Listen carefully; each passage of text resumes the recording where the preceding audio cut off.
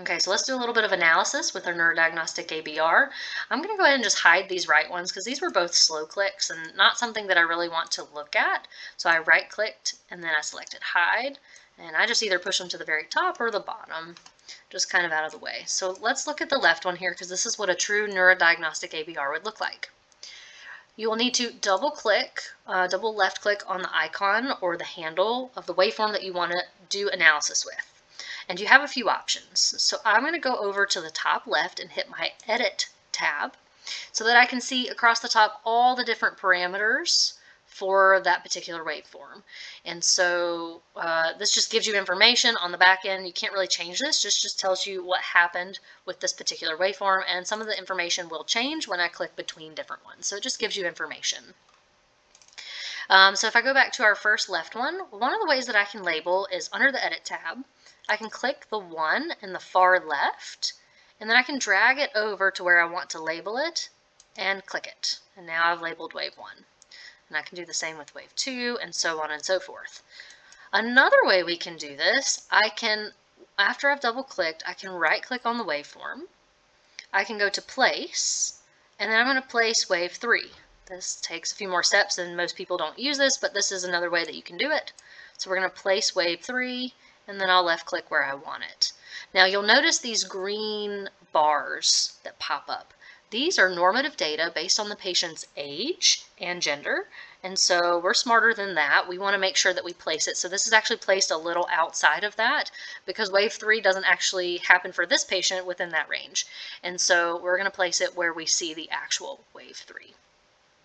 The last way that we can do this, and you won't be able to see me doing this, but I'll kind of talk you through it. If you see on your keyboard below, you've got all your letters and the numbers that go across the top of your keyboard. What you can do, I can just press the number 1, and it will let me select that wave. So I'm going to go ahead and skip to 4. So I literally click the number 4 on my keyboard, on my laptop or computer, and we're going to place 4 with a click of a mouse. Then I'm going to click 5 on my keyboard, and again, it gives you that range, so I'm going to place the 5 right there. This is my preferred way of doing it. I think it's the fastest, and if I need to replace something, say I put something in the wrong spot like that, I can just quickly press the number 5 on my keyboard and then left click where it needs to be placed. And so now I've got all this here.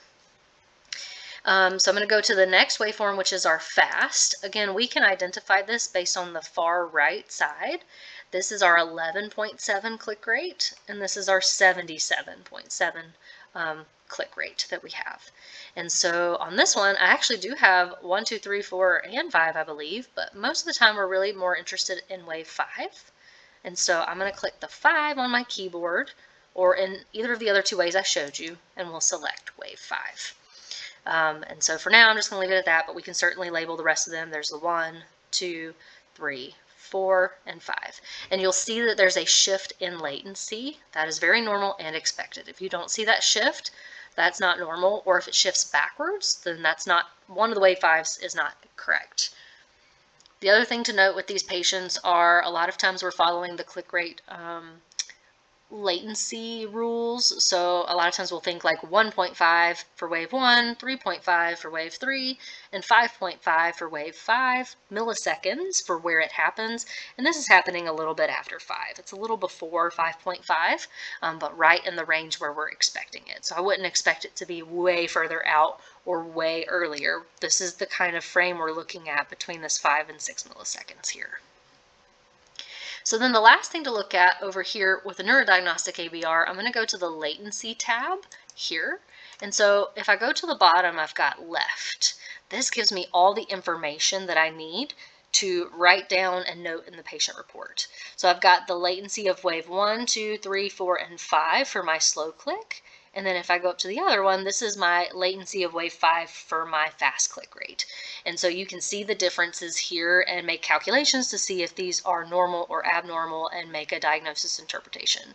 You'll see these for the right as well if we have that for the right. I don't currently have that for this patient, just the left. And I'm going to backtrack just a little bit on the Edit tab. As you place these waves, so let me go back to the 80 here.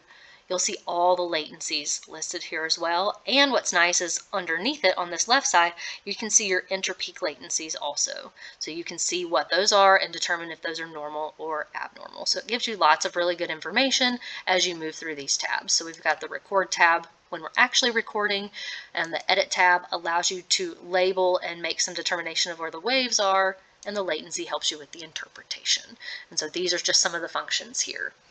When we are done, we want to go to the top of our screen. There's some other features where we can move waveforms around if we want, but really the big things here are to print, and then we also have our save and new session or our save and exit. So if we want to leave the software, we click this.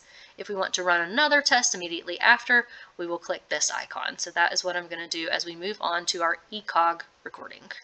So we're going to save, and yes.